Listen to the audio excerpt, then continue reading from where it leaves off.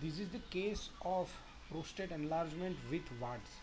ये केस मेरी लाइफ का बहुत बड़ा टर्निंग पॉइंट है।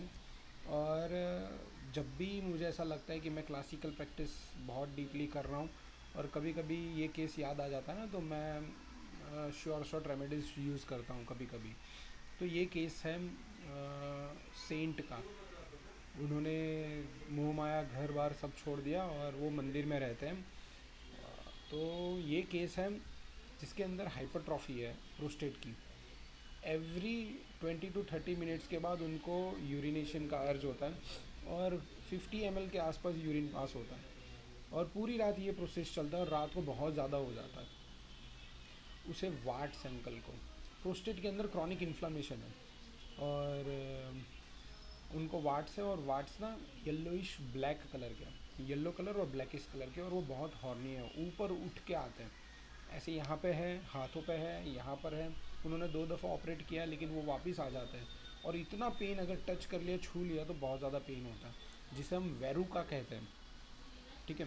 और उन्हें डिफनेस है, सुन नहीं सकते वो।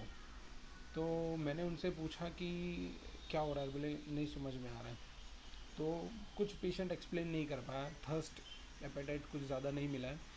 और उन्होंने एक चीज़ बताया, मैंने पूछा कान में कैसा है, तो उन्होंने बोला नहीं सुन सकता, आवाज़ आती है, इस तरह से आवाज़ आती है। मैंने पूछा कैसी, तो उन्होंने बोला टेलीफोन में आवाज़ आती है ना, जू जू जू जू जू जू, वैसा आवाज़ आता रहता है।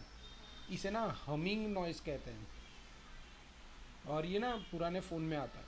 ठीक है। तो ये केस है और उनकी ना हिस्ट्री है कि उनको ना नाक से खून तुरंत आ जाता है। ठीक है। और बस यही केस है, आपको एनालिसिस करना है और रेमेडी देना है। मैंने यहाँ पे बोरिक मटीरिया मेडिका यूज़ की है और बोरिक रेपर्टरी यूज़ की है।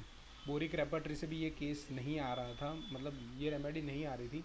और मुझे ये रेपर्टरी थ्रू नहीं मिला है केस, और मैंने मटीरिया मेडिका को बहुत डिटेल में पढ़ा है, तो मुझे तुरंत ये रेमेडी आ गई और मैंने मेडिसिन दी है।